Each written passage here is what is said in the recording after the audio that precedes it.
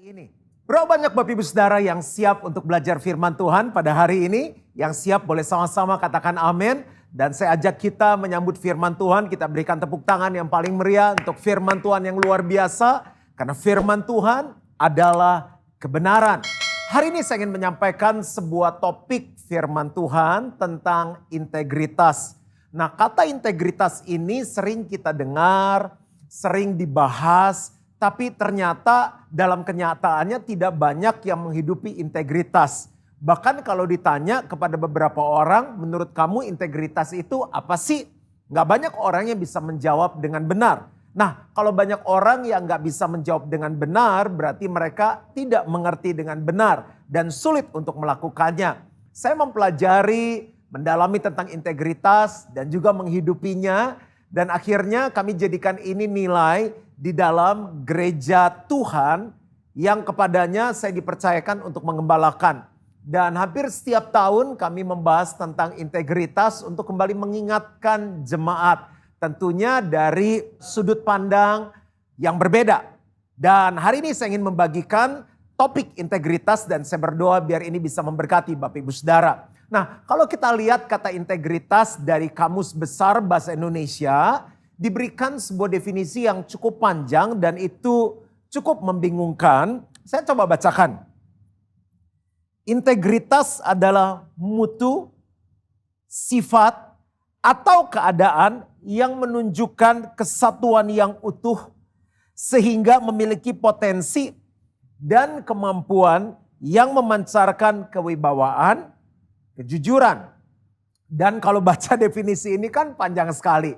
Saya coba menyederhanakannya dan memberikan contoh-contohnya supaya dengan mudah kita bisa mengaplikasikannya dalam kehidupan sehari-hari. Dalam hidup berkeluarga, dalam bisnis, bekerja, sekolah, kuliah, bergereja, kehidupan berbangsa. Perlu sekali menghidupi yang namanya integritas. Yuk kita buka sama-sama firman Tuhan terlebih dahulu. Dalam 1 Yohanes 2 ayat 15 sampai 17. 1 Yohanes 2 ayat 15 sampai 17. Janganlah kamu mengasihi dunia dan apa yang ada di dalamnya. Jikalau orang mengasihi dunia, maka kasih akan Bapa tidak ada di dalam orang itu.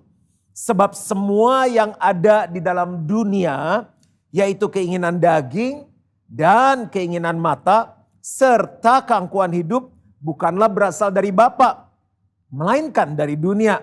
Ayat 17, dan dunia ini sedang lenyap dengan keinginannya. Perhatikan baik-baik di bagian yang terakhir dari ayat ini. Tetapi orang yang melakukan kehendak Allah tetap hidup selama-lamanya. Tetapi orang yang melakukan kehendak Allah tetap hidup untuk selama-lamanya. Ternyata integritas adalah orang yang melakukan kehendak Allah. Dan firman Tuhan mengatakan, jika kita melakukan kehendak Allah, gereja melakukan kehendak Allah, para pebisnis profesional melakukan kehendak Allah, mereka yang hidup berkeluarga melakukan kehendak Allah, akan tetap hidup untuk selama-lamanya. Yuk kita lanjut lagi tentang integritas. Integritas itu apa sih? Integritas adalah nilai dari kehidupan manusia yang sesungguhnya. Manusia itu lahir kan dari bayi ya, keluar dari rahim ibu, nggak pakai baju, nggak punya sepatu, celana, baju.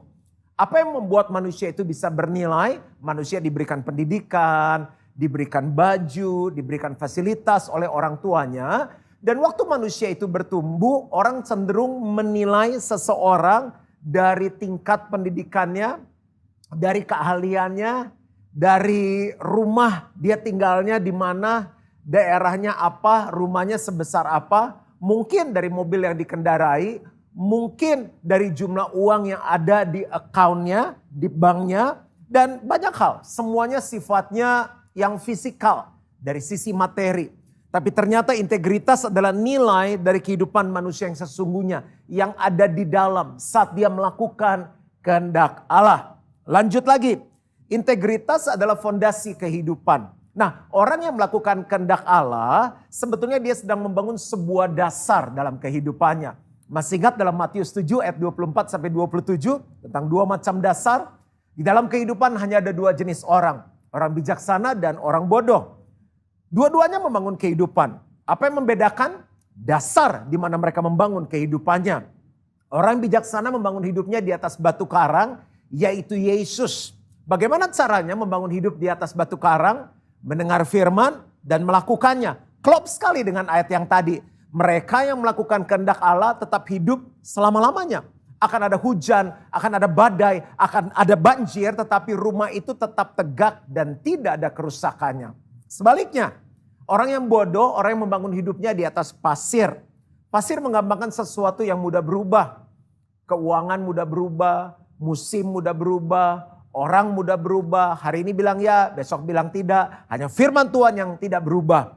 Bagaimana caranya orang membangun rumah di atas pasir? Mereka mendengar firman tapi tidak melakukannya. Orang ini tidak membangun integritas dalam kehidupannya. Jadi kalau kita menikah, kita hidup, kita melayani, kita bekerja, dan kita membangun integritas, sebetulnya fondasinya itu sedang kuat. Begitu ada badai, hujan, banjir tetap kuat. Kita sedang hidup di masa yang tidak mudah. Ada pandemi COVID-19. Tapi dengar baik-baik, orang yang melakukan kehendak Allah akan tetap hidup untuk selama-lamanya. Yang berikutnya, integritas adalah kedalaman hidup seseorang. Kedalaman hidup seseorang. Semakin orang itu melakukan firman Tuhan, menghidupinya, dia adalah orang yang punya kedalaman dalam hidupnya. Jadi bukan Kristen yang cetek, yang ece-ece, yang gampang imannya tuh gugur, yang gampang marah, kecewa, pahit, tinggalkan Tuhan, dikit-dikit ngambek, dikit-dikit kecewa, tapi kekristenannya tuh dalam. Mengapa? Karena dia membangun integritas dalam kehidupannya. Ini adalah pembukaan atau awal dari khotbah saya. Dan untuk mengerti integritas lebih lagi, dan untuk menerjemahkan ketiga hal yang tadi saya buka di awal khotbah saya ingin menyampaikan 5 hal tentang integritas. Saya akan memberikan definisi-definisi yang lebih sederhana dan disertai dengan contoh-contoh. Dan saya berharap selesai mendengar khotbah ini Bapak Ibu Saudara dengan mudah bisa mengaplikasikannya dalam kehidupan. Apakah kita siap? Yang pertama, integritas adalah wasit. Coba sama-sama katakan wasit. Ya, di rumah, dimanapun Bapak Ibu Saudara sedang mengikuti kebaktian online, katakan wasit. Integritas adalah wasit saat kita mau melakukan apa yang ingin kita lakukan dan apa yang harus kita lakukan. Apa yang ingin kita lakukan dan apa yang harus kita lakukan. Jadi integritas adalah wasitnya. Berapa banyak Bapak Ibu Saudara dalam kehidupan sehari-hari aja harusnya bangun pagi dan berdoa. Tapi yang ingin kita lakukan apa? Tidur lagi. Harusnya bangun dan berolahraga supaya kita sehat. Tapi inginnya apa? Tidur lagi. Malas. Itu contoh yang sehari-hari sekali. Nah, saya berikan pengalaman dalam kehidupan ya. Saya itu beberapa kali terbang naik pesawat dan beserta saya adalah istri dan anak saya. Tanpa saya sadari anak saya itu melihat apa yang saya lakukan. Ini waktu dia belum sekolah ya, jadi seringkali pelayanan masih bisa bawa dia. Kadang-kadang pengen libur pendek bisa ajak dia. Dan di pesawat yang saya naiki, jadi nggak semua pesawat ini punya peraturan yang sama. Di pesawat itu ada peraturan begini, Bapak Ibu Saudara, kita akan segera mendarat. Bapak Ibu tolong kencangkan sabuk pengaman dan tidak diperkenankan menyalakan handphone, pesawat handphone, sampai kita merapat di terminal. Nah, waktu pesawat itu mulai nyentuh landasan, zep begitu, refleks saya adalah saya nyalakan handphone saya. Saya pikir udah landing kok, udah aman. Terus anak saya liatin saya, ya saya bilang ya nggak apa-apa ya, mungkin dia kagum sama bapaknya. Ya kan pesan langsung masukannya, ting ting ting ting ting ting ting ting, begitu kan. Terus begitu udah turun, buka sabuk pengaman kan ngantri itu menuju ke pintu. Terus dia bilang gini sama saya, Dad. Saya bilang, ya Ca. Dedi kok tadi nyalain handphone? Saya bilang, iya kan udah turun. Seharusnya gak boleh gitu Dad. Ica tadi lihat Dedi gak taat. Kenapa gak taat? Tadi ada tantenya sama omnya itu ngomong lewat yang itu pengeras suara, lewat speaker. Ngomong apa? Saya juga nggak gitu nggak. Dia bilang handphone tidak boleh dinyalakan sampai kita tiba di terminal. Tadi kan baru turun tapi dia udah nyalain. Hal yang sangat kecil, hal yang sangat sederhana. Kita cuma harus tahan beberapa menit, mungkin 5-10 menit sampai dia jalan sampai di terminal. Harusnya tahan, tapi inginnya apa? Buru-buru lihat ada pesan masuk apa gitu, ada mainan gitu loh. Tapi sebenarnya di situ menguji integritas dalam hidup kita. Contoh lagi ya, buang sampah. Kita kalau ke tempat lain lihat negaranya bersih, orang Indo tuh gini ya. Waduh keren ya bersih ya. Orang bule lihat kita bingung ngapain gitu. Kalau orang bule kan kagum gini, wow, wonderful, beautiful. Kenapa bersih? Bersih. Sementara di beberapa bagian di negara kita harus akui masih ada yang kotor. Ternyata itu harus dimulai dengan orang-orang yang punya integritas. Kan ada tuh pelang-pelangnya kan, buanglah sampah pada tempatnya. Dan walaupun gak ada pelang kan sudah ada apa ya, hal-hal nilai-nilai yang dibagikan di keluarga, di mana-mana sampah buanglah ke tempat sampah, di rumah juga diajarin. Tapi seringkali kita makan permen punya bungkusnya, duh tong sampah gak ada ya. Ada juga tong sampah, aduh jauh ya. Apa yang kita buat?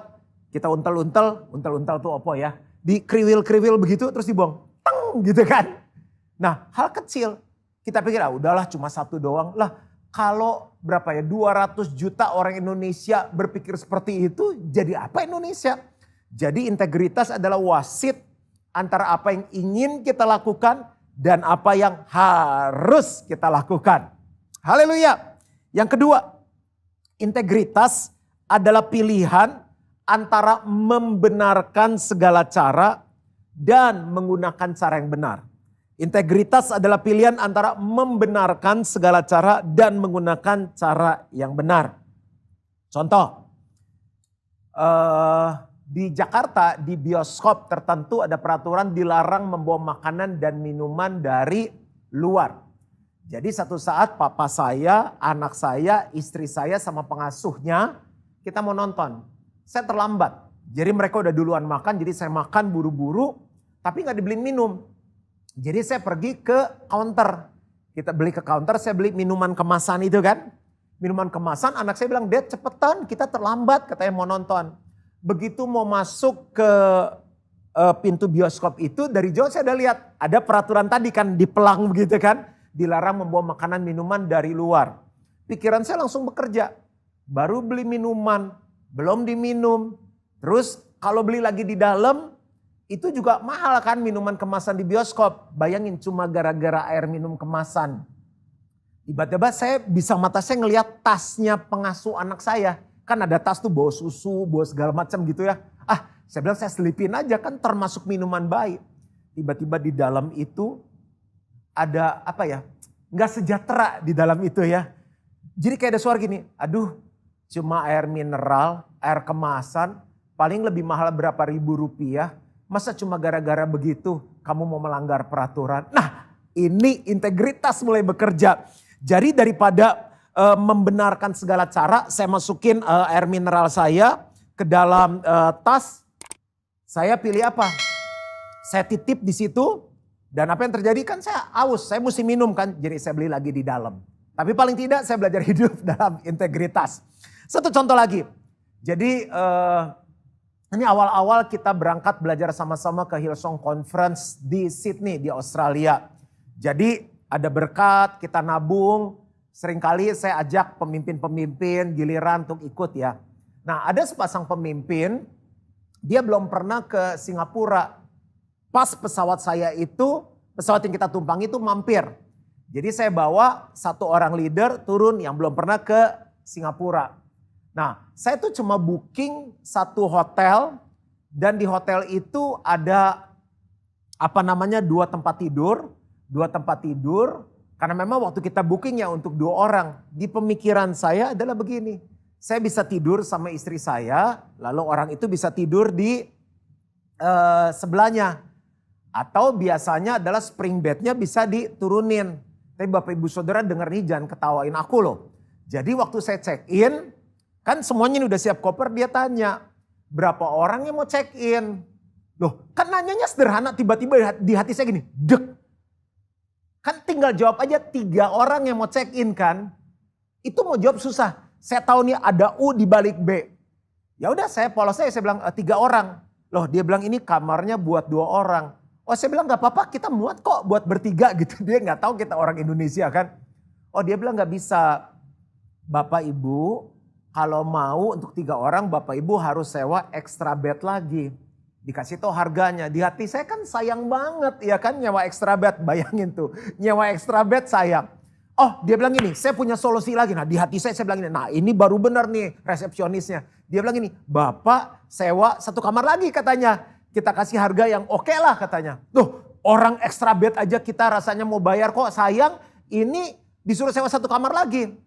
Akhirnya singkat kata ya saya harus mengambil keputusan hidup dalam integritas. Saya sewa 1 kamar lagi. Nah Bapak Ibu Saudara itu kan misalnya ya saya bisa akalin aja. Jadi kalau mau check in gak usah 3-3-nya datang. Datang aja 1 orang, ditanya berapa orang yang mau check in, bilang aja 2 orang, paling 3. Nanti udah dapat kunci kamar, baru kita panggil yang 2 orang lagi. Cuit gitu terus datang. Tapi mau ngapain? Orang yang melakukan kehendak Allah akan tetap hidup untuk selama-lamanya. Jadi pilihan antara membenarkan segala cara dan menggunakan cara yang benar. Yang ketiga, integritas adalah jujur. Ayo jujur susah atau enggak? Saya kasih 2 contoh untuk menolong Bapak Ibu Saudara ya. Satu saat ada seorang pengusaha bilang mau ketemu saya. Saya bilang ada apa? Enggak, pokoknya mau ketemu. Ya udah saya kasih waktu. Terus dia bawa brosur. Dia bilang, Pak saya ingin memberikan kepada Bapak berkat home theater. Oh saya bilang terima kasih. Nah ini ada 2 nih Pak. Ini yang powernya gede, bagus banget Pak. Nah ini yang biasa nih. Powernya kecil ya, kurang lebih bagus dari inilah dia bilang. Nah ini harganya sekian, ini harganya sekian. Dia tanya begini, Bapak mau yang mana? Di hati saya, kalau nanti saya pilih yang kecil, di hati saya juga kan dia tanya mau yang mana. Ya namanya dikasih, disuruh milih kan pengen yang bagus dong.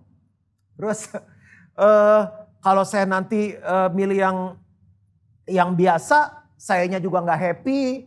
Karena dia bilang yang mahal lebih bagus. Terus dia pikir gua nih pendeta, ditawarin yang bagus sama enggak, ngeremehin gua nih, pilih yang murah.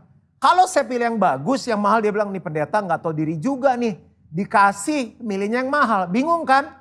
Tapi integritas itu kan jujur ya. Udah saya bilang ini, saya pilih yang ini deh, yang bagus, yang mahal, agak nggak enak juga. Tapi di hati saya plong, loh jujur kan? Jadi kesimpulannya apa? Jujur tuh enak, jujur tuh integritas. Saya cerita satu lagi ya. Jadi waktu kita mau menikah nih, pokoknya benar-benar tuh kita nggak punya dana. Ketemu papa saya juga bilang ya udahlah, yang di firman Tuhan kan Tuhan memberkati mereka dan Tuhan suruh beranak cucu. Yang penting pemberkatannya katanya gitu. Jadi udah saya cuma ngeset pemberkatan doang. Nah kita dapat hadiah honeymoon keliling Eropa. Dapat pokoknya fasilitasnya semua nomor 1 deh. Sampai di satu hotel, ini baru menikah bener-bener honeymoon. Itu di kota Florence lagi spring bulan April.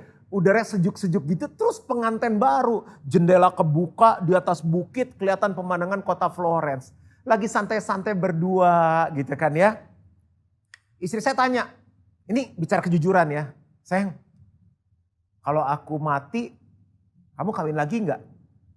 Terus saya liatin dia ya. Orang baru juga kawin, baru juga 2 hari. Masa udah tanya mati? Udah saya bilang jangan ngomong gitu-gitu, orang lagi honeymoon ngomong mati-mati. Enggak, aku tanya kalau aku mati kamu kawin lagi enggak? Saya udah mulai curigation nih ya. Terus saya bilang dia mau jawaban benar atau jawaban bohong. Beneran dong. Duh, saya nimbang-nimbang ya. Gimana ya? Ya udahlah jujur lah, orang dia juga udah milih saya jadi suami. Saya bilang gini, benar ya kamu, saya jawab jujur ya. Iya, kawin lagi. Terus dia diam ngeliatin saya, habis dia ngeliatin saya dia balik badan, tidur. Saya besok pagi, saya gak disapa. Jadi kebenarannya begini, jujur ada enaknya, ada enggaknya. Tapi paling tidak saya memilih untuk jujur. jujur adalah integritas. Yang keempat, apakah Bapak Ibu Saudara belajar sesuatu hari ini? Integritas itu gini. Integritas adalah hati, mulut, tindakan sama. Saya ulangi ya. Integritas itu hati, mulut, tindakan sama. Seringkali gini. Orang di mulut beda, di hati beda, tindakan beda. Siapa? Saya dukung, semangat. Begitu harinya kagak muncul. Oh tenang Pak, saya gak ada apa-apa lah. Begitu orangnya pergi bilang gini, kurang ngajar tuh orang. Gitu, jadi mulut, hati, tindakan gak sama. Pakai contoh aja ya biar gak ada yang tersinggung. Jadi ada karyawan nih di perusahaan kontraktor. Dia ya kurang happy lah kerja di sana. Udah kerja lama kok begini ya. Ya fasilitas gak sesuai. Lalu ya dia ingin lebih maju lah. Dia udah menguasai juga banyak ilmu. Dia kepikiran pengen buka sendiri deh. Kan pengen maju, pengen besar gitu. Akhirnya dia bilang sama bosnya, bos saya mau berhenti bos. Bosnya kaget, kenapa mau berhenti? Udah lah bos, kasih kesempatan yang muda-muda aja. Kamu ada sesuatu enggak? Ada masalah enggak? Enggak. Padahal ada enggak? Ada. Dia enggak puas. Karena dia pengen lebih maju lagi. Enggak ya udah umur lah. Kasih kesempatan yang muda-muda aja. Saya juga udah lama kerja di sini. Aduh bisa dipertahankan lagi enggak? Kata bosnya. Udah jangan deh, udah cukup katanya. Jadi gini, bosnya tanya ada masalah enggak? Dia enggak ngomong. Ditanya lagi ada rencana apa lagi enggak? Enggak ngomong juga. Enggak ada apa-apa. Kasih kesempatan aja yang muda-muda. Bosnya bilang gini, oke deh. Kamu tuh karyawan yang terbaik lah. Salah satu karyawan yang terbaik. Sebelum kamu pergi, kamu tolonglah bantu saya sekali lagi. Ya, bantu saya ya. Dia jawab gini, iya. Tapi di hati dia bilang gini, aduh orang udah mau berhenti dikasih tugas lagi. Tuh, mulut sama hati gak sama. Oke deh katanya. Nih, kamu tolong bangunin saya satu rumah terakhir. Kan perusahaan kontraktor. Ya udahlah, dia terima. Di hati dia daripada gua dengan saya ngomong iya, daripada ngomong enggak, ntar gak dapat pesangon lah segala macam. Udahlah, dia gambar ya, udah setengah hati ya. Udah mau keluar, suruh bangun rumah. Biasa gambar terbaik sekarang gambarnya udah biasa aja deh, asal jadi rumah. Nyari marmer, nyari kayu. Yang ada kualitas 2 Pak, udah gak apa-apa kualitas berapa aja yang penting tuh rumah jadi. Ya udah, gambar seenaknya, cari bahan seenaknya, kerjanya udah gak sepenuh hati jadi tuh rumah. Dia bilang udah deh nih hari terakhir ketemu bos deh. Saya mau bangun perusahaan sendiri. Saya bisa jadi besar. Ketemu bosnya. Terus bos nih udah selesai ya rumahnya beres ya bos. Gak ada apa-apa ya. Aduh dia bilang kamu memang luar biasa. Dari awal sampai akhir tetap karyawan yang terbaik. Saya tuh waktu kamu mau keluar saya sedih banget katanya. Saya tuh gimana ya berterima kasih sama kamu. Saya pikir-pikir karena proyeknya kita, karena kantor kita kontraktor. Bangun rumah ya saya kasih kamu aja rumah. Nah. Ini dia nih rumah. Di hari terakhir kamu kerja. Ini hasil karya kamu yang harus kamu nikmati sendiri. Ini kuncinya. Begitu bos saya bilang ini buat kamu ini kuncinya. Dia bilang hah? Dia bilang tahu buat saya. Saya apa? Saya kerjaan yang terbaik. Saya cari bahan-bahan yang terbaik. Saya gambar yang terbaik. Sudah telat om. Makanya lihat integritas itu dasar kehidupan. Integritas itu fondasi kehidupan kita. Hidup kita sekarang. Karena integritas yang kita hidupi selama ini. Tapi gak terlambat. Kalau kita mau lihat masa depan yang penuh harapan. Mulai hidup dengan integritas. Dan yang terakhir. Yang kelima. Integritas sederhana. Di mana-mana tetap sama. Emas ditaruh di lemari emas. Dibuang ke kloset emas. Dikirim ke Surabaya emas. Dikirim ke Malaysia emas ya kan. Bapak Ibu Saudara udah pernah dengar cerita tentang klub 99 belum? Saya cerita ya. Jadi ada raja yang sangat berhasil sekali. Hidupnya kurang happy. Terus ada ajudannya juga yang suka nemenin dia kan. Dia bilang ajudan saya ini gak happy nih hidupnya. Kenapa Baginda? Ya gak tahu kenapa ya saya punya segalanya bisa beli apa aja. Kamu coba lihat tuh. Pelayan yang bersihin kamar saya tuh, yang suka bersih-bersih istana nih. Dia kan gak sekaya saya, jabatannya gak setinggi saya. Lihat tuh ketawa-ketawa, nyanyi-nyanyi katanya. Lagi beresin spray tempat tidur aja nyanyi. Kerja buat Tuhan selalu manis. Terus waktu si ajudannya dengar gitu dia bilang ini, Baginda Raja Manusia mah begitu. Nanti kalau keadaan berubah dia ikut berubah. Yang benar. Nanti dia juga kalau kaya bisa berubah dia. Masa sih? Gimana caranya gini? Baginda udah pernah dengar tentang klub 99 belum? Belum. Baginda berani keluar uang. Supaya nanti bisa membuktikan pernyataan saya bahwa orang itu kadang-kadang dalam hidup bisa berubah-ubah katanya. Oh ya, boleh. Baginda siapkan emas balok 99 batang kasih buat orang itu. Loh, kenapa nggak 100? Tenang aja katanya. Jadi benar pelayan itu, si hamba tadi waktu bangun tidur besok pagi buka pintu, di depannya dijajarin emas balok itu dari si raja, tapi nggak ditulis dari raja. Dia bilang berkat untuk kamu, halal katanya. Wah, dia udah mau kerja langsung panggil istri anak, ayo cepetan, ini ada berkat emas nih halal. Dihitung, 1, 2, 3, 4, dijajarin 99. Dihitung lagi pakai bahasa Inggris, 1, 2, 3, 4, 99. Pakai bahasa Inggris, tetap 99. Mulai mikir kan, yang tadinya happy nyanyi sudah mulai berubah. Jalan ke istana, diperhatiin tuh, ajudan bilang sama raja perhatiin tuh. Masih nyanyi gak? Masih nyanyi. Akhirnya diperhatiin hari kedua, hari ketiga mulai murung, mulai sedih. Yang tadinya nyanyi gak nyanyi, dipanggil sama raja. Kenapa kamu sekarang seperti ini? Biasa jam 5 juga udah pulang, sekarang lembur sampai jam 9 malam. Begini Baginda diceritain. Saya bangun tidur keluar rumah ada emas. Emas itu 99, kita ada hitung berkali-kali. Loh, kan tadinya gak punya emas, sekarang punya emas 99, bagus dong. Enggak, kayaknya saya pikir itu 100 deh. Ya udahlah cuma kurang 1. Tapi dipajang tuh gak enak, 10, 9. Jingjet teh apa ya, gak rata gitu kan. Ya udahlah, nah terus kenapa kamu gak pulang-pulang? Enggak ya, saya jadi nambah lah kan dapat tambahan lembur. Supaya nanti nabung bisa beli emas 1 lagi. Bapak Ibu Saudara, apa yang kita bisa belajar?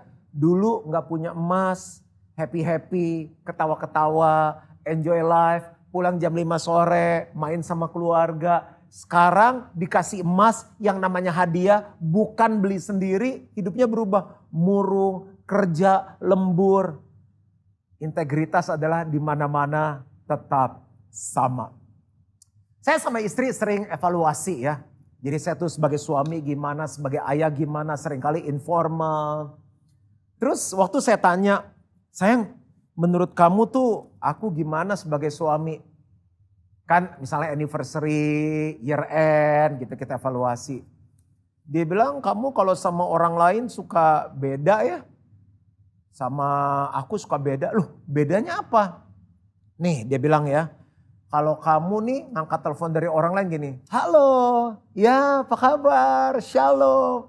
Oke, iya hati-hati ya. Tuhan berkati ya. Loh bagus dong. Saya bilang itu gembala yang baik memang harus ramah, senyum. Iya kamu telepon tuh bisa ketawa senyum-senyum. Bagus dong saya bilang. Nah gini, kalau aku yang nelpon ya, kamu jawabnya begini. Halo, ya, Loh kan aku kadang lagi meeting, lagi ketemu orang. Iya tapi kadang aku belum selesai pun dimatiin. Jadi, halo, ya gini, plok gitu udah nyambung. Kan gak enak endingnya. Oh jadi maunya kamu gimana, aku harus perbaiki gimana. Ya sama aja, kan integritas di mana-mana tetap sama. Di kantor sama, di gereja sama, di rumah sama. Oh sama ya? Ya jadi sama aja ke orang lain sama aku sama. Ya aku berubah, kan harus punya integritas.